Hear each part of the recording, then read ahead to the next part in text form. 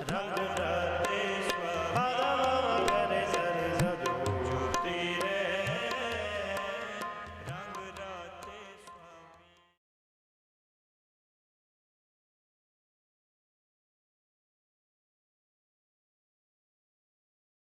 दी के हसी आवागे जरूर दादिए रखी दी के हसी आवागे जरूर दादिए। उफ मूँह से मेरी जान कभी भी नहीं करना, कदे भी अपने मूँह ਦੇ ਵਿੱਚੋਂ ਉਫ ਦੀ ਆਵਾਜ਼ ਨਾ ਕਰੀ ਭਾਈ। ਤੇ ਜਦੋਂ ਇਹ ਗੱਲਾਂ ਸਾਰੀਆਂ ਸਮਝਾਈਆਂ ਨਾ ਤੇ ਕਵੀ ਅੱਲਾ ਯਾਰ ਖਾਂ ਜੋਗੀ ਬੜੇ ਪਿਆਰ ਨਾਲ ਲਿਖਦੇ ਨੇ, ਕਹਿੰਦੇ ਨੇ ਕਲਗੀਧਰ ਪਿਤਾ ਮੁਖਾਤਿਬ ਹੁੰਦੇ ਨੇ ਬਾਬਾ ਜੁਝਾਰ ਸਿੰਘ ਨੂੰ ਤੇ ਕਹਿੰਦੇ ਨੇ ਬੇਟਾ ਹੋ ਤੁਮ ਹੀ ਪੰਥ ਕੇ ਬੇੜੇ ਕੀ ਖਵਈਆ, ਤੇ ਖਵਈਆ ਚਲਾਉਣ ਵਾਲੇ ਮਲਾ ਤੂੰ ਹੀ ਹੈ ਪੁੱਤਰ ਇਸ ਵੇਲੇ। ਸਰ ਵੇਂਟ ਕਰੋ ਤਾਂ ਕਿ ਚਲੇ ਧਰਮ ਕੀ ਨਈਆ, ਜਾ ਭਲਿਆ ਸਰ ਭੇਟ ਕਰ ਇਸ ਧਰਮ ਦੀ ਜਿਹੜੀ ਇਹ ਕਸ਼ਤੀ ਚੱਲ ਸਕੇ। ਸਰ ਵੇਂਟ ਕਰੋ ਤਾਂ ਕਿ ਚਲੇ ਧਰਮ ਕੀ ਨਈਆ, ਲੈ ਦੇ ਕੇ ਤੁਮ ਹੀ ਥੇ ਮੇਰੇ ਗੁਲਸ਼ਨ ਕੇ ਬਕਈਆ। ਲੈ ਦੇ ਕੇ ਅਸੀਂ ਕਹਿੰਦੇ ਹਾਂ ਨਾ ਭਾਈ ਜੋ ਕੰਮ ਕਰੀਏ ਨਾ ਕਿਤੇ ਕੋਈ ਵਿਆਹ ਸ਼ਾਦੀ ਕਰੀਏ, ਕੋਈ ਫੰਕਸ਼ਨ ਕਰੀਏ, ਕੋਈ ਕਾਰਜ ਕਰੀਏ ਤੇ ਫਿਰ ਜਦੋਂ ਹਿਸਾਬ ਕਰਕੇ ਸਾਡੇ ਕੋਲ ਜੋ ਬਚਦਾ ਨਾ ਅਸੀਂ ਕਹਿੰਦੇ ਜੀ ਲੈ ਦੇ ਕੇ ਸਾਡੇ ਕੋਲ ਇਤਨੇ ਕੁ ਬੱਚੇ ਨੇ ਕਿ ਸਾਰਿਆਂ ਦੇ ਮੁਕਾਬਲੇ ਦਿੱਤੇ, ਸਾਰਿਆਂ ਦਾ ਭੁਗਤਾਨ ਵੀ ਕਰ ਦਿੱਤੇ ਤੇ ਇੰਨੇ ਇਹੋ ਹੀ ਕੁਛ ਬਚਿਆ।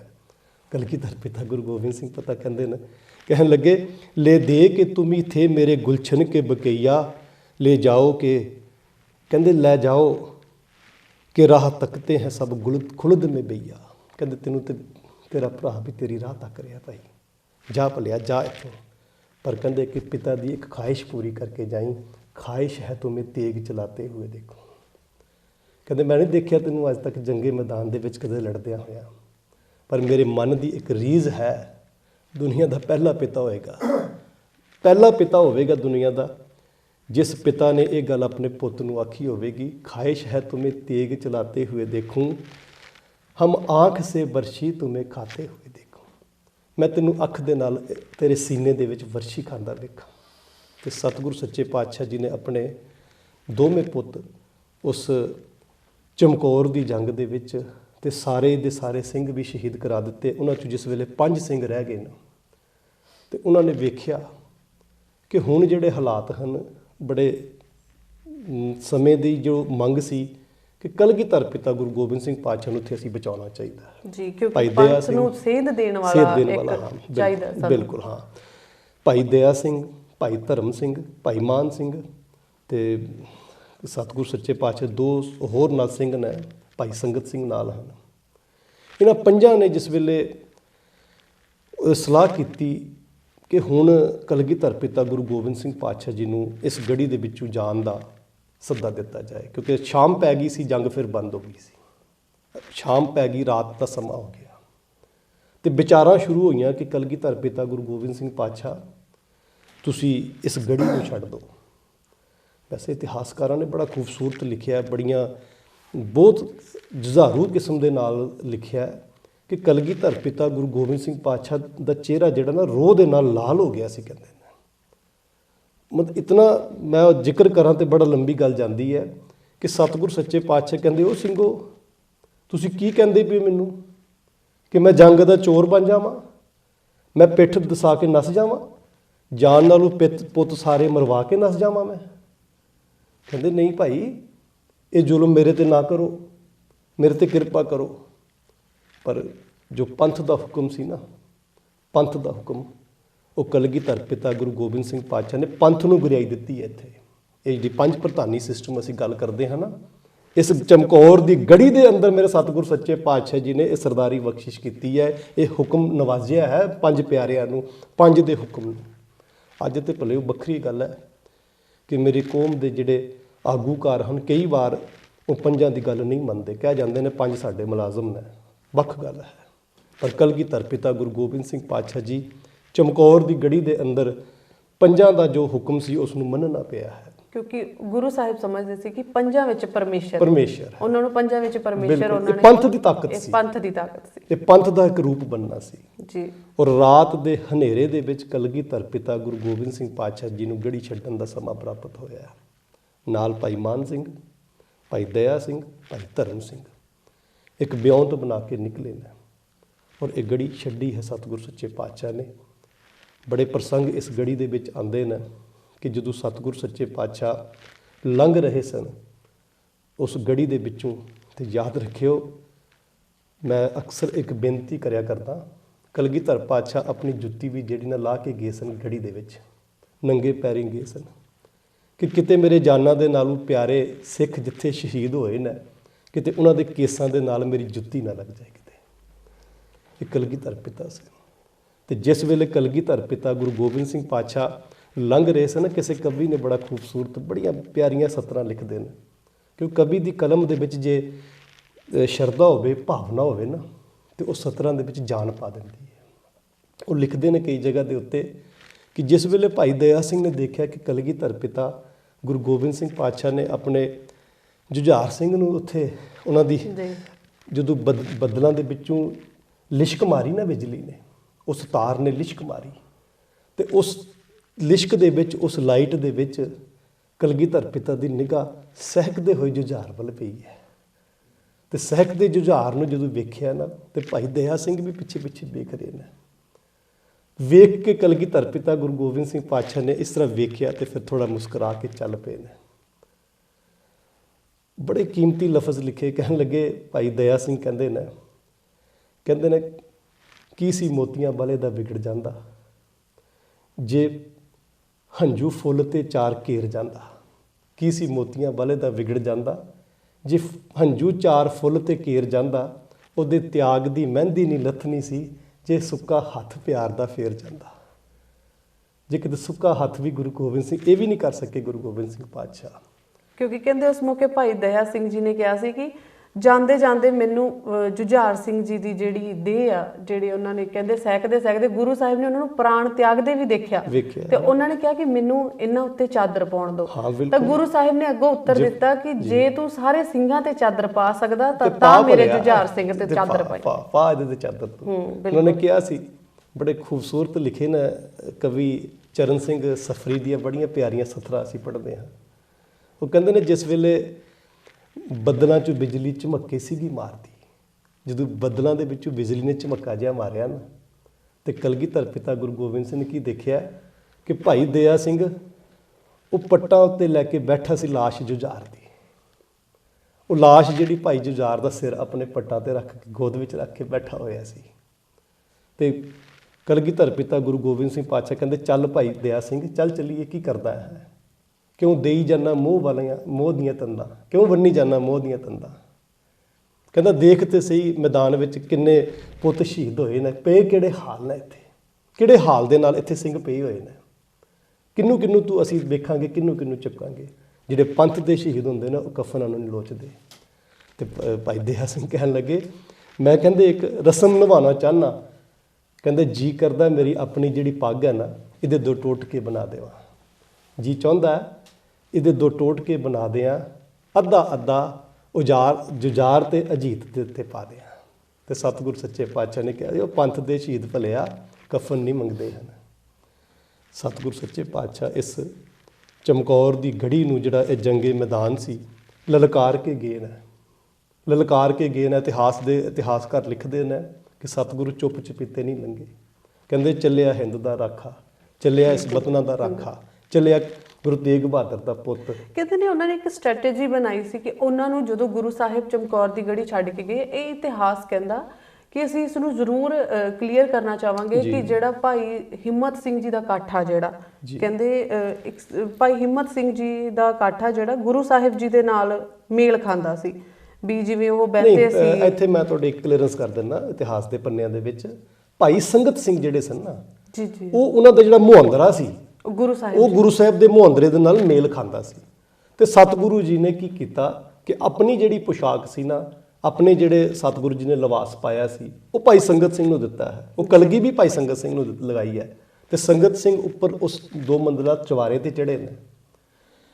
ਪ੍ਰਤੀਤ ਹੁੰਦਾ ਸੀ ਕਿ ਕਲਗੀਧਰ ਪਿਤਾ ਗੁਰੂ ਗੋਬਿੰਦ ਸਿੰਘ ਪਾਤਸ਼ਾਹ ਜੀ ਜਿਹੜੇ ਗੜੀ ਦੇ ਵਿੱਚ ਹੀ ਮੌਜੂਦ ਹਨ, ਕਿਉਂਕਿ ਉਦੈ ਸਿੰਘ, ਜਿਸ ਵੇਲੇ ਉਦੈ ਸਿੰਘ ਨੂੰ ਵੀ ਸਤਿਗੁਰ ਸੱਚੇ ਪਾਤਸ਼ਾਹ ਜੀ ਨੇ ਇੱਕ ਪੁਸ਼ਾਕ ਦਿੱਤੀ ਸੀ ਆਪਣੀ, ਜਦੋਂ ਸ਼ਾਹੀ ਟਿੱਬੀ ਤੇ ਉਦੈ ਸਿੰਘ ਸ਼ਹੀਦ ਹੋਏ ਨਾ, ਤੇ ਉਹਨਾਂ ਵੀ ਸਤਿਗੁਰੂ ਜੀ ਦੀ ਪੁਸ਼ਾਕ ਪਾਈ ਸੀ। ਤੇ ਉਸ ਵੇਲੇ ਜਿਹੜਾ ਅਜਮੇਰ ਚੰਦ ਸੀ ਨਾ, ਭੀਮ ਚੰਦ ਜਿਹੜੇ ਆਪਣੇ ਪਹਾੜੀ ਰਾਜਿਆਂ ਸਨ, ਉਹਨਾਂ ਨੇ ਉਸ ਉਦੇ ਸਿੰਘ ਦਾ ਵੀ ਸੀਸ ਵੱਢ ਕੇ ਆਪਣੇ ਨੇਜੇ ਤੇ ਟੰਗ ਲਿਆ ਸੀ ਤੇ ਕਹਿੰਦੇ ਸੀ ਜਾ ਕੇ ਸ਼ਾਹੀ ਹਕੂਮਤ ਨੂੰ ਭੇਜਿਆ ਸੀ। ਇਹ ਗੱਲ ਆਖੀ ਸੀ ਕਲਗੀਧਰ ਦਾ ਸੀਸ ਲੈਣ ਦਾ। ਜਦੋਂ ਸ਼ਨਾਖਤ ਕੀਤੀ, ਪਰਖ ਕੀਤੀ, ਤੇ ਉਹ ਕਲਗੀਧਰ ਦਾ ਸੀਸ ਨਹੀਂ ਸੀ। ਕਿਤਨੀ ਵੱਡੀ ਦੇਖੋ ਇਤਿਹਾਸ ਦੇ ਪੰਨੇ, ਕੁਝ ਚੀਜ਼ਾਂ ਹੁੰਦੀਆਂ ਇਤਿਹਾਸ ਦੇ ਵਿੱਚ, ਕੁਝ ਭਾਵਨਾਤਮਕ ਹੁੰਦੀਆਂ ਨੇ, ਕੁਝ ਸ਼ਰਧਾਤਮਕ ਹੁੰਦੀਆਂ ਨੇ। ਕਿਉਂਕਿ ਸਿੱਖ ਜਾਂ ਕੋਈ ਲਿਖਣ ਵਾਲਾ ਜਿਹੜਾ ਹੁੰਦਾ ਨਾ, ਜੈਸੀ ਉਹਦੀ ਕਲਮ ਉਹਦੇ ਅੰਦਰ ਦੀ ਸ਼ਰਧਾ ਹੋਵੇਗੀ, ਉਹ ਉਸ ਨੂੰ ਨਿਖਾਰ ਕੇ ਪ੍ਰਤੀਤ ਕਰੇਗਾ, ਉਸ ਨੂੰ ਪ੍ਰਤੀਤ ਕਰਦਾ। ਇਹ ਇੱਕ ਖਿਆਲ ਹੁੰਦੇ ਨੇ, ਇਹ ਉਡਾਰੀਆਂ ਹੁੰਦੀਆਂ ਨੇ ਕਵੀ ਦੀਆਂ, ਜੋ ਉਸ ਦੇ ਅੰਤਰ ਆਤਮਾ ਦੇ ਅੰਦਰ ਉਹਦੇ ਆਤਮਕ ਆਪਦੀਆਂ ਭਾਵਨਾਵਾਂ ਵਿਅਕਤ ਕਰਨ ਦਾ ਤਰੀਕਾ, ਹਾਂ ਬਿਲਕੁਲ ਉਹ ਤਰੀਕੇ ਨਾਲ ਕਰਦਾ। ਜੀ ਜੀ। ਇਸ ਨੂੰ ਅਸੀਂ ਇਤਿਹਾਸ ਵੀ ਨਹੀਂ ਮੰਨ ਸਕਦੇ ਤੇ ਮਿਥਿਹਾਸ ਵੀ ਨਹੀਂ, ਕਿਉਂਕਿ ਹੋਇਆ ਹੈ ਇਹ ਸਭ। ਜਾਂ ਤੇ ਇਹ ਨਾ ਕਿਉਂ ਕੁਝ ਬਹੁਤ ਸਾਰੇ ਦੁਨੀਆ ਦੇ ਵਿੱਚ ਐਸੇ ਵੀ ਯੁੱਧਾਂ ਦੀ ਅਸੀਂ ਗੱਲ ਕਰਦੇ ਹਾਂ ਜਿਹੜੇ ਮਿਥਿਹਾਸਕ ਹਨ, ਜਿਹੜੇ ਸਿਰਫ ਲਿਖਣ ਵਿੱਚ ਹਨ, ਪ੍ਰੈਕਟੀਕਲ ਨਹੀਂ ਹੋਏ। ਤੁਸੀਂ ਜਾਣ ਕੇ ਤੁਹਾਨੂੰ ਇਸ ਚਰਚਦਾ ਹੋਵੇਗੀ, ਮੈਂ ਨਾਂ ਤੇ ਨਹੀਂ ਲਵਾਂਗਾ, ਜੀ ਜੀ, ਪਰ ਬਹੁਤ ਸਾਰੇ ਐਸੀਆਂ ਜੰਗਾਂ ਨੇ ਜਿਹੜੀਆਂ ਸਿਰਫ ਕਿਤਾਬੀ ਜੰਗਾਂ ਨੇ, ਜਿਹੜੀਆਂ ਜੰਗਾਂ ਜਿਹੜੀਆਂ ਨਾ ਬਾਹਰ ਨਹੀਂ ਆਈਆਂ, ਜਿਹੜੀਆਂ ਪ੍ਰੈਕਟੀਕਲ ਨਹੀਂ ਹੋਈਆਂ। ਪਰ ਇਹ ਸਭ ਪ੍ਰੈਕਟੀਕਲ ਹੋਇਆ। ਜਿਸ ਵੇਲੇ ਅਸੀਂ ਕਲਗੀਧਰ ਪਿਤਾ ਗੁਰੂ ਗੋਬਿੰਦ ਸਿੰਘ ਪਾਤਸ਼ਾਹ ਦੇ ਜ਼ਫਰਨਾਮੇ ਪੜ੍ਹਦੇ ਹਾਂ ਨਾ, ਉਹਨਾਂ ਦੇ ਵਿੱਚੋਂ ਸਾਨੂੰ ਇਹਨਾਂ ਚੀਜ਼ਾਂ ਦਾ ਸਾਰਾ ਕੁਝ ਖੁਲਾਸੇ ਮਿਲਦੇ ਨੇ। ਕਿਉਂਕਿ ਜ਼ਫਰਨਾਮੇ 'ਚ ਗੁਰੂ ਸਾਹਿਬ ਨੇ ਬਹੁਤ ਅੱਛੇ ਤਰੀਕੇ ਨਾਲ ਚਮਕੌਰ ਦੀ ਗੜੀ ਦੀ ਬਿਲਕੁਲ ਜੰਗ ਦਾ ਜ਼ਿਕਰ ਕੀਤਾ ਹੋਇਆ। ਖੈਰ ਮੈਂ ਅੱਗੇ ਇੱਕ ਹੋਰ ਪਾਤਰ ਬਲਬਧਨਾ ਜੀ, ਹੁਣ ਦੇਖੋ ਤੁਸੀਂ ਜੀ ਜੀ, ਕਿ ਕਈ ਇਤਿਹਾਸਕਾਰਾਂ ਨੇ ਇਹ ਵੀ ਕਿਹਾ ਹੈ ਕਿ ਜਿਹੜਾ ਇਹ ਸਿੰਘਾਂ ਜੋ ਸ਼ਹੀਦ ਹੋਏ ਸਨ ਉੱਥੇ, ਉਹਨਾਂ ਦੀਆਂ ਜਿਹੜੀ ਲਾਸ਼ਾਂ ਸਨ ਉਹ ਗਿੱਧਾਂ ਖਾਧੀਆਂ ਜਾਂ ਚੀਲਾਂ ਨੇ ਨੋਚੀਆਂ ਜਾਂ ਕੀੜੇ ਉਹਨਾਂ ਨੂੰ ਧਰਤੀ ਦੇ ਅੰਦਰ ਲੈ ਗਏ। ਤੇ ਲਿਖਣ ਵਾਲੇ ਨੇ ਇਹ ਵੀ ਲਿਖਿਆ ਸੀ, ਉਹ ਕਹਿੰਦਾ ਕੋਈ ਗੱਲ ਨਹੀਂ, ਜਿਤਨੀ ਧਰਤੀ ਦੇ ਅੰਦਰ ਇਹ ਨੋਚ ਕੇ ਜਿਹੜੀਆਂ ਕੀੜੀਆਂ ਹਨ, ਚਿੰਟੀਆਂ ਹਨ, ਇਸ ਨੂੰ ਇਹਨਾਂ ਦੇ ਮਾਸ ਨੂੰ ਲੈ ਕੇ ਜਾਣਗੀਆਂ, ਉਤਨੇ ਹੀ ਮੇਰੇ ਪੰਥ ਦੀਆਂ ਜੜ੍ਹਾਂ ਮਜ਼ਬੂਤ ਹੋਣਗੀਆਂ। ਤੇ ਜਿਤਨੀ ਉੱਚੀ ਉਡਾਰੀ ਜਿਹੜੀਆਂ ਚੀਲਾਂ ਹਨ, ਜੇ ਉਹ ਮਾਸ ਨੂੰ ਨੋਚ ਕੇ ਲਾਉਣਗੀਆਂ ਤੇ ਉਤਨਾ ਹੀ ਇਹ ਪੰਥ ਉਚੇਰਾ ਹੋਏਗਾ। ਇਹ ਕਵੀ ਦੀਆਂ ਭਾਵਨਾਵਾਂ ਹੁੰਦੀਆਂ ਸਾਧ ਸੰਗਤ ਜੀ, ਕਵੀ ਆਪਣੀਆਂ ਭਾਵਨਾਵਾਂ ਸਾਂਝੀਆਂ ਕਰਦੇ ਨੇ। ਪਰ ਮੈਂ ਇਤਿਹਾਸ ਦਾ ਇੱਕ ਪੰਨਾ ਤੁਹਾਡੇ ਨਾਲ ਅੱਗੇ ਸਾਂਝਾ ਕਰਦਾ ਜਾਵਾਂ। ਬੀਬੀ ਹਰਸ਼ਰਨ ਕੌਰ ਦਾ ਜ਼ਿਕਰ ਅਸੀਂ ਇਤਿਹਾਸ ਦੇ ਵਿੱਚ ਦੋ ਵਾਰ ਪੜ੍ਹਦੇ ਹਾਂ। ਇੱਕ ਜਿਸ ਵੇਲੇ ਚਮਕੌਰ ਦੀ ਜੰਗ ਦੇ ਹਾਲਾਤ ਆਉਂਦੇ ਨੇ, ਉਹਦੇ ਵਿੱਚ ਪੜ੍ਹਦੇ ਹਾਂ, ਔਰ ਦੂਸਰਾ ਆਉਂਦਾ ਹੈ ਜਦੋਂ ਖਾਲਸਾ ਰਾਜ ਦੀ ਅਸੀਂ ਗੱਲ ਕਰਦੇ ਹਾਂ। ਖੈਰ ਮੈਂ ਇੱਥੇ ਗੱਲ ਨੇੜੇ ਰੱਖਾਂ, ਜਦੋਂ ਅਸੀਂ ਗੱਲ ਕਰ ਰਹੇ ਹਾਂ, ਹਕੂਮਤ ਨੇ ਜਿਸ ਵੇਲੇ ਕਲਗੀਧਰ ਪਿਤਾ ਗੁਰੂ ਗੋਬਿੰਦ ਸਿੰਘ ਪਾਤਸ਼ਾਹ ਦੂਸਰੇ ਦਿਨ ਚਲੇ ਜਾਂਦੇ ਨੇ, ਟੁੱਟ ਕੇ ਪੈ ਗਏ ਨੇ ਗੜੀ ਦੇ ਉੱਤੇ, ਤੇ ਭਾਈ ਸੰਗਤ ਸਿੰਘ ਦਾ ਵੀ ਸਿਰ ਵੱਢ ਕੇ ਲੈ ਕੇ ਗਏ ਨੇ ਸੂਬਾ ਸਰਹੰਦ ਕੋਲ, ਨਵਾਬ ਦੇ ਕੋਲ। ਤੇ ਵਜ਼ੀਰ ਖਾਨ ਦੇ ਤੱਕ ਜਦੋਂ ਇਹ ਸਰ ਪੁੱਜਿਆ ਨਾ, ਤੇ ਉੱਥੇ ਵੀ ਜੋ ਸ਼ਨਾਖਤ ਹੋਈ ਹੈ ਤੇ ਕਲਗੀਧਰ ਪਿਤਾ ਗੁਰੂ ਗੋਬਿੰਦ ਸਿੰਘ ਪਾਤਸ਼ਾਹ ਦਾ ਇਹ ਸੀਸ ਨਹੀਂ ਹੈ। ਸੋ ਬਹੁਤ ਵੱਡੀ ਇੱਕ ਨਮੋਸ਼ੀ ਸੀ ਕਿ ਇਤਨੇ ਵੱਡਾ ਕਾਫਲਾ, ਲੱਖਾਂ ਦੀ ਗਿਣਤੀ ਦੇ ਵਿੱਚ ਫੌਜ ਹੋਵੇ ਤੇ ਕੇਵਲ 40-45 ਸਿੰਘ ਹੋਣ ਤੇ ਉਹਨਾਂ ਵਿੱਚੋਂ ਵੀ ਕਲਗੀਧਰ ਪਾਤਸ਼ਾਹ ਨਿਕਲ ਜਾਣ। ਇਹ ਹਾਰ ਸੀ। ਕਹਿੰਦੇ ਨੇ ਜਿੱਤ ਜਿਹੜੀ ਹੁੰਦੀ ਨਾ ਹੌਸਲਿਆਂ ਦੇ ਨਾਲ ਹੁੰਦੀ ਹੈ, ਹਾਰ ਦੇ ਨਾਲ ਉਹ ਜਿਹੜੇ ਮੰਨ ਲੈਂਦੇ ਹਾਰ ਨੂੰ, ਜਿਹੜੇ ਹਾਰ ਨੂੰ ਮੰਨ ਲੈਂਦੇ ਨਾ ਉਹ ਹਾਰਦੇ ਉਹ ਨੇ। ਪਰ ਕਲਗੀਧਰ ਪਿਤਾ ਗੁਰੂ ਗੋਬਿੰਦ ਸਿੰਘ ਪਾਤਸ਼ਾਹ ਨੇ ਹਾਰ ਨਹੀਂ ਮੰਨੀ ਤੇ ਇੱਥੋਂ ਵੀ ਨਿਕਲ ਗਏ ਨੇ। ਇਹ ਜਿੱਤ ਸੀ ਖਾਲਸੇ ਦੀ। ਕਿਉਂਕਿ ਕਹਿੰਦੇ ਗੁਰੂ ਸਾਹਿਬ ਜਦੋਂ ਗੜੀ ਛੱਡਣ ਗਏ ਸੀ ਨਾ, ਤਾਂ ਉਹਨਾਂ ਨੇ ਇਹ ਕਿਹਾ, ਜਿਹਨਾਂ ਸਿੰਘਾਂ ਦੇ ਨਾਲ ਉਹ ਜਾ ਰਹੇ ਸੀ, ਉਹਨਾਂ ਨੇ ਕਿਹਾ ਕਿ ਮੈਂ ਪਿੱਠ ਦਿਖਾ ਕੇ ਨਹੀਂ ਜਾਣਾ। ਤੁਸੀਂ ਬਿਲਕੁਲ ਸਹੀ ਕਿਹਾ ਕਿ ਉਹਨਾਂ ਨੇ ਜਾਂਦੇ ਜਾਂਦੇ ਕਿਹਾ, ਉੱਚੀ ਆਵਾਜ਼ ਦੇ ਅੰਦਰ ਕਿਹਾ ਕਿ ਹਿੰਦ ਦਾ ਜਿਹੜਾ ਪੀਰ ਜਾ ਰਿਹਾ ਹੈ। ਔਰ ਕਹਿੰਦੇ ਉਸ ਟਾਈਮ ਵੀ ਮੁਗਲ ਫੌਜਾਂ ਨੇ ਕੀ ਕੀਤਾ ਕਿ ਜਦੋਂ ਉਹਨਾਂ ਨੂੰ ਆਵਾਜ਼ ਆ ਜਿਹੜੀ ਚਾਰੇ ਪਾਸਿਓਂ ਗੂੰਜੀ ਗੁਰੂ ਸਾਹਿਬ ਦੀ, ਤਾਂ ਉਹਨਾਂ ਨੇ ਇਨਾਮ ਦੇ ਜਿਹੜੇ ਚੱਕਰ ਦੇ ਅੰਦਰ ਇਨਾਮ ਲੈਣ ਦੇ ਕਿ ਗੁਰੂ ਸਾਹਿਬ ਨੂੰ ਫੜਾਂਗਾ ਤਾਂ ਇਨਾਮ ਮੈਨੂੰ ਮਿਲੇਗਾ। ਕਹਿੰਦੇ ਕਿ ਉਹ ਸਿੰਘ ਜਿਹੜੀ ਫੌਜਾਂ ਸੀ ਉਹ ਮਿਸਾਲਾਂ ਲੈ ਕੇ ਆਪਸ ਵਿੱਚ ਹੀ ਟਕਰਾ ਗਈਆਂ ਹੋ ਗਿਆ ਸੀ। ਔਰ ਉਸ ਹਸ਼ਲ ਸ਼ਫਲ ਦੇ ਵਿੱਚ ਬਹੁਤ ਵੱਡੀ ਜਿਹੜੀ ਫੌਜ ਮਾਰੀ ਗਈ, ਆਪੇ ਆਪਸ 'ਚ ਹੀ ਲੜ ਕੇ ਕਹਿੰਦੇ ਕਿ ਖਤਮ ਹੋ ਗਈ ਸੀ। ਅਗਲਾ ਪੰਨੇ ਵੱਲ ਮੈਂ ਵਧਣ ਲੱਗਾ ਜੀ, ਜਿਹੜਾ ਬੜਾ ਕੀਮਤੀ ਪੰਨਾ ਹੈ। ਦੂਸਰੇ ਦਿਨ ਜਦੋਂ ਇਹ ਹਾਰ ਇਤਨੀ ਵੱਡੀ ਫੌਜ ਦੀ ਹੋ ਗਈ, ਬੜੀ ਨਮੋਸ਼ੀ ਉਹਨਾਂ ਦੇ ਵਿੱਚ ਫੈਲ ਗਈ। ਕੀ ਮੂੰਹ ਦਿਖਾਵਾਂਗੇ ਅਸੀਂ, ਤਖਤ ਨੂੰ ਕੀ ਮੂੰਹ ਦੱਸਾਂਗੇ। ਐਲਾਨ ਕਰ ਦਿੱਤਾ।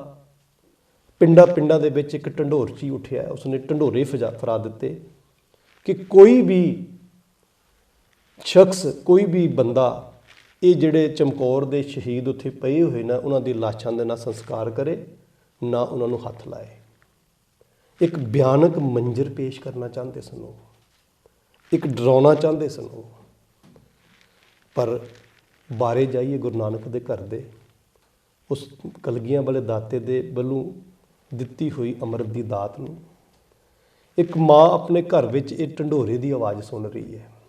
ਇੱਕ ਮਾਂ ਆਪਣੇ ਘਰ ਜਿਸ ਵੇਲੇ ਢੰਡੋਰੇ ਦੀ ਆਵਾਜ਼ ਸੁਣ ਰਹੀ ਸੀ ਨਾ, ਪਤੀ ਆਪਣਾ ਕਲਗੀਧਰ ਪਿਤਾ ਗੁਰੂ ਗੋਬਿੰਦ ਸਿੰਘ ਪਾਤਸ਼ਾਹ ਦੇ ਜੰਗਾਂ ਦੇ ਵਿੱਚ ਪਹਿਲਾਂ ਹੀ ਉਹ ਸ਼ਹੀਦ ਕਰਵਾ ਚੁੱਕੀ ਸੀ।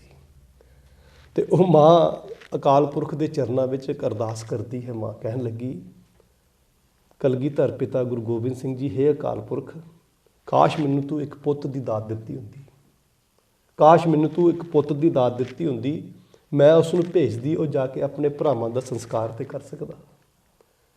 ਤੇ ਇਤਿਹਾਸ ਦੇ ਪੰਨੇ ਕਹਿੰਦੇ ਨੇ ਬੀਬੀ ਸ਼ਰਨ ਕੌਰ, ਜਿਹਦਾ ਜ਼ਿਕਰ ਆਪਾਂ ਕਰਨ ਲੱਗੇ ਹਾਂ, ਉਹ ਜਵਾਨ ਧੀ ਮਾਂ ਦੇ ਘਰ ਬੈਠੀ ਹੋਈ ਸੀ।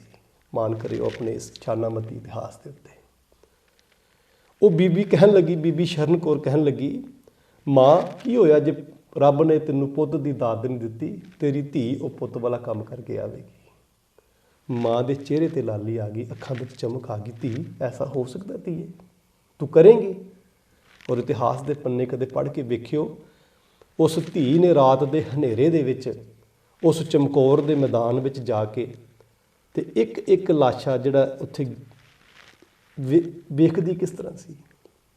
ਜੇ ਸੀਸ ਦੇ ਉੱਤੇ ਕੇਸ ਹਨ, ਸਿਰ ਦੇ ਉੱਤੇ ਕੇਸ ਹਨ, ਤੇ ਕੇਸਾਂ ਵਾਲਾ ਸੀਸ ਚੁੱਕ ਲਿਆ। ਜੇ ਕਿਸੇ ਹੱਥ ਦੇ ਵਿੱਚ ਕੜਾ ਹੈ ਤੇ ਉਹ ਹੱਥ ਚੁੱਕ ਲਿਆ, ਬਾਂਹ ਚੁੱਕ ਲਈ।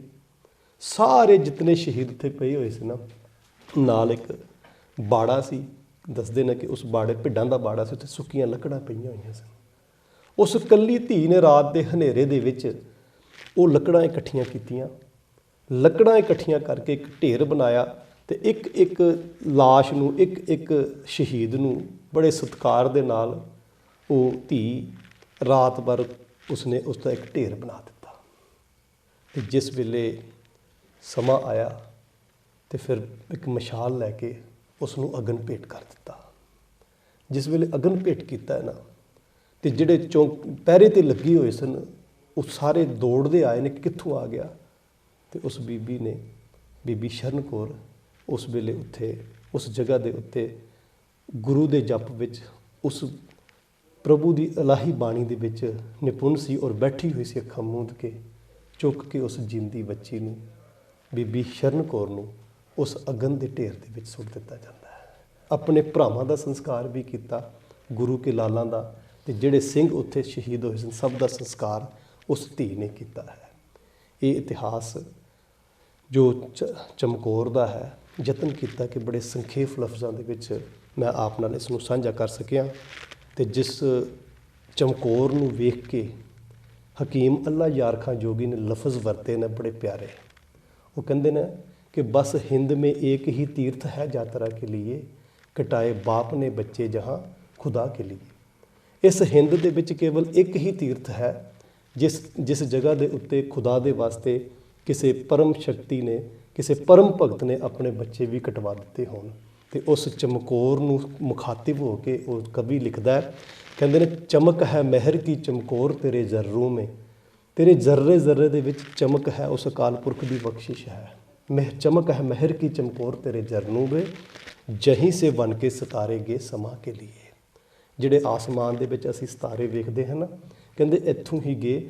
ਔਰ ਇਸ ਕਵੀ ਅੱਲਾ ਯਾਰ ਖਾਂ ਜੋਗੀ ਨੂੰ ਪੂਰੇ ਹਿੰਦ ਦੇ ਅੰਦਰ ਸਭ ਤੋਂ ਵੱਡਾ ਤੀਰਥ ਵੀ ਇਹੀ ਨਜ਼ਰ ਆਉਂਦਾ। ਤੇ ਫਿਰ ਉਹ ਸੁਨੇਹਾ ਦਿੰਦਾ ਖਾਲਸੇ ਨੂੰ, ਕਹਿੰਦਾ ਵਟਕਤੇ ਫਿਰਤੇ ਹੋ ਕਿਉਂ, ਹਜ ਕरें ਜਹਾਂ ਆਕਰ, ਜੇ ਕਾਵਾ ਪਾਸ ਹੈ ਹਰ ਇੱਕ ਖਾਲਸਾ ਕੇ ਲਈ। ਕਹਿੰਦੇ ਹਰ ਇੱਕ ਖਾਲਸੇ ਦੇ ਕੋਲ ਇੱਕ ਕਾਵਾ ਹੈ ਭਾਈ, ਇੱਥੇ ਆ ਕੇ ਦਰਸ਼ਨ ਕਰ, ਇਹ ਤੁਹਾਡਾ ਕਾਵਾ ਹੈ। ਔਰ ਉਸ ਚਮਕੌਰ ਦੀ ਗੜੀ ਦੀ ਵਿਆਖਿਆ ਕਰਦਿਆਂ ਕਹਿੰਦਾ ਇਹ ਉਹ ਜਗ੍ਹਾ ਹੈ, ਜੇ ਹੈ ਉਹ ਜਗ੍ਹਾ ਜਹਾਂ 40 ਤਨ ਸ਼ਹੀਦ ਹੋਏ। ਜਿਸ ਜਗ੍ਹਾ ਦੇ ਉੱਤੇ 40 ਤਨ ਸ਼ਹੀਦ ਹੋਏ ਨੇ। ਤੇ ਫਿਰ ਕੌਮ ਦੀ ਚੜ੍ਹਦੀ ਕਲਾ ਦੇ ਪ੍ਰਤੀਕ ਦੀਆਂ 2-3 ਬਾਤਾਂ ਬੜੀਆਂ ਸੋਹਣੀਆਂ ਸਾਂਝੀਆਂ ਕੀਤੀਆਂ, ਯਾਦ ਰੱਖ ਲੈਣੀਆਂ ਨੇ। ਉਹ ਕਹਿੰਦੇ ਨੇ ਕਿ ਜੇ ਉਹ ਜਗ੍ਹਾ ਹੈ ਜਹਾਂ 40 ਤਨ ਸ਼ਹੀਦ ਹੋਏ, ਖਿਤਾਬ ਸਰਵਰੀ ਸਿੰਘੂ ਨੇ ਸਰ ਖਟਾ ਕੇ लिए। ਸਰਵਰੀ ਸਰਬਤ ਦੇ ਭਲੇ ਦੇ ਖਿਤਾਬ ਸਿੰਘਾਂ ਨੇ ਭਲਿਆ ਆਪਣੇ ਸਿਰ ਦੇ ਕੇ ਲਿੱਤੇ ਨੇ, ਆਪਣੇ ਸਿਰ ਉੱਥੇ ਦਿੱਤੇ ਨੇ। ਇਲਾਹੀ ਪੰਥ ਕੋ ਸਰਵਾਜੀਓਂ ਸੇ ਸਰਦਾਰੀ, ਇਸ ਇਲਾਹੀ ਪੰਥ ਨੂੰ ਸਿਰ ਦੇ ਦੇ ਕੇ ਸਰਦਾਰੀ ਦਵਾਈ ਹੈ। ਤੇ ਫਿਰ ਉਹ ਕਹਿੰਦੇ ਨੇ ਬਰਾਏ ਕੌਮ ਜੇ ਰੁਤਬੇ ਲਹੂ ਬਹਾ ਕੇ ਲਈ। ਇਸ ਕੌਮ ਦਾ ਜਿਹੜਾ ਰੁਤਬਾ ਸੀ ਨਾ, ਇਹ ਆਪਣਾ ਖੂਨ ਬਹਾ ਬਹਾ ਕੇ ਸਿੰਘ ਨੇ, ਖਾਲਸੇ ਨੇ ਇਹ ਪ੍ਰਾਪਤ ਕੀਤਾ ਹੈ। ਇਹ ਸਤਿਗੁਰ ਸੱਚੇ ਪਾਤਸ਼ਾਹ ਜੀ ਦੀ ਬਖਸ਼ਿਸ਼ ਸੀ, ਜੋ ਇਸ ਜਗ੍ਹਾ ਨੂੰ, ਇਸ ਗੜੀ ਦੀ ਜਿਸ ਅਜ਼ਮਤ ਨੂੰ ਅਸੀਂ ਪਹਿਲਾਂ ਵੀ ਜ਼ਿਕਰ ਕੀਤਾ ਸੀ ਕਿ ਚਮਕੌਰ ਦੀ ਜਿਸ ਗੜੀ ਨੂੰ ਸਤਿਗੁਰ ਸੱਚੇ ਪਾਤਸ਼ਾਹ ਜੀ ਨੇ ਸਿਜਦਾ ਕੀਤਾ ਸੀ, ਸਲਾਮ ਕੀਤੀ ਸੀ, ਉਹ ਗੜੀ ਜਿਹੜੀ ਦੁਨੀਆ ਦੇ ਵਿੱਚ ਅੱਜ ਵੀ ਉਸ ਦੇ ਸਾਹਮਣੇ ਦੁਨੀਆ ਦੀਆਂ ਵੱਖ-ਵੱਖ ਵੱਡੀਆਂ-ਵੱਡੀਆਂ ਹਵੇਲੀਆਂ ਵੀ ਨਿਗੁਣੀਆਂ ਸਾਬਤ ਹੁੰਦੀਆਂ ਨੇ, ਜਿੱਥੇ ਖਾਲਸੇ ਨੇ ਇਹ ਪ੍ਰੀਖਿਆ ਦਿੱਤੀ ਸੀ। ਬੜੇ ਸੰਖੇਪ 'ਚ ਮੈਂ ਤੁਹਾਡੇ ਨਾਲ ਸਮੇਂ ਦੇ ਵਿੱਚ ਕੋਸ਼ਿਸ਼ ਕੀਤੀ ਹੈ ਕਿ ਉਹ ਹਾਲਾਤ ਸਾਂਝੇ ਕਰ ਸਕੀਏ। ਹੋਰ ਅਗਲੇ ਦਿਨਾਂ ਦੇ ਵਿੱਚ ਆਪਾਂ ਅਗਲੇ ਇਤਿਹਾਸ ਵੀ ਆਪਣੇ ਨਾਲ ਸਾਂਝੇ ਕਰਨ ਦਾ ਯਤਨ ਕਰਾਂਗੇ। ਸੋ ਜੀ, ਗੁਰੂ ਰੂਪ ਪਿਆਰੀ ਸਾਧ ਸੰਗਤ ਜੀ, ਇਹ ਸਨ ਸਾਡੇ ਨਾਲ ਭਾਈ ਸਾਹਿਬ ਪਾਹੇ ਰਣਜੀਤ ਸਿੰਘ ਜੀ ਟੌਰਾ ਜੀ, ਜਿਨ੍ਹਾਂ ਨੇ ਸਾਨੂੰ ਪਹਿਲਾਂ ਆਨੰਦਪੁਰ ਸਾਹਿਬ ਤੋਂ ਲੈ ਕੇ ਚਮਕੌਰ ਦੀ ਗੜੀ ਤੱਕ ਦਾ ਪੂਰਾ ਵੇਰਵਾ ਦਿੱਤਾ। ਉਸ ਦੇ ਬਾਅਦ ਇਹਨਾਂ ਨੇ ਅੱਜ ਸਾਨੂੰ ਚਮਕੌਰ ਦੀ ਗੜੀ ਦੀ ਜੰਗ ਦਾ ਪੂਰਾ ਵੇਰਵਾ ਦਿੱਤਾ, ਕਿਉਂਕਿ ਸਿੱਖ ਇਤਿਹਾਸ ਗਵਾਹ ਹੈ ਕਿ ਜਿਹੜਾ ਸਿੱਖਾਂ ਦਾ ਇਤਿਹਾਸ ਹੈ ਸ਼ਹਾਦਤਾਂ ਦੇ ਲਈ ਹੀ ਬਣਿਆ। ਗੁਰੂ ਸਾਹਿਬ ਨੇ ਇਹਦੀ ਨੀਂਹ ਸ਼ਹਾਦਤਾਂ ਤੇ ਰੱਖੀ ਹੈ। ਤਾਂ ਜਿਹੜਾ ਸਿੱਖ ਹੈ, ਸਿੰਘ ਹੈ, ਇਹ ਅੱਜ ਵੀ ਅਸੀਂ ਦੇਖਦੇ ਹਾਂ ਕਿ ਜਿਹੜਾ ਸਿੰਘ ਨੂੰ ਡੋਲਣ ਦਾ ਕੋਈ ਵੀ ਉਹਦੇ ਅੰਦਰ, ਉਹਦੇ ਖੂਨ ਦੇ ਅੰਦਰ ਕਹਿ ਲਓ, ਕਿਉਂਕਿ ਜਿਹੜਾ ਸਾਡਾ ਖੂਨ ਹੈ, ਜੋ ਸਾਡਾ ਗੁਰੂ ਪਿਤਾ ਹੈ, ਉਹਦੀ ਜਿਹੜੀ ਸਾਡੇ ਪਿੱਛੇ ਢੋਈ ਹੈ ਦਸ਼ਮੇਸ਼ ਪਿਤਾ ਜੀ ਦੀ ਹੈ, ਜਿਹਦੇ ਵਿੱਚ ਸਾਨੂੰ ਕਿ ਗੁਰੂ ਦਾ ਜਿਹੜਾ ਸਿੰਘ ਹੈ ਉਹਦੀ ਜਿਹੜੀ ਹਿੰਮਤ ਕਦੀ ਵੀ ਸਾਨੂੰ ਡੋਲਦੀ ਨਹੀਂ ਦਿਸਦੀ ਹੈ। ਕਿਉਂਕਿ ਅਕਸਰ ਕਿਹਾ ਜਾਂਦਾ ਹੈ ਕਿ ਜਿਹੜਾ ਗਰਦਨ ਕਟਵਾ ਸਕਦੇ ਆ ਸਿੰਘ, ਗਰਦਨ ਝੁਕ ਨਹੀਂ ਸਕਦੀ, ਕਿਉਂਕਿ ਇਹਦੀ ਗਵਾਹੀ ਚਮਕੌਰ ਦੀ ਗੜੀ ਤੇ ਸਰਹਿੰਦ ਦੀ ਕੰਧ ਦਿੰਦੀ ਹੈ।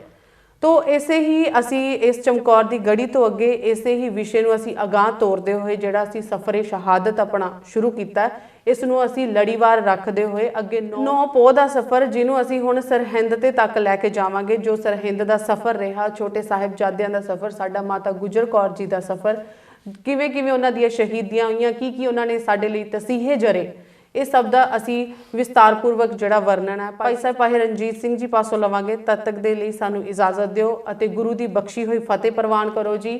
ਵਾਹਿਗੁਰੂ ਜੀ ਕਾ ਖਾਲਸਾ, ਵਾਹਿਗੁਰੂ ਜੀ ਕੀ ਫਤਿਹ।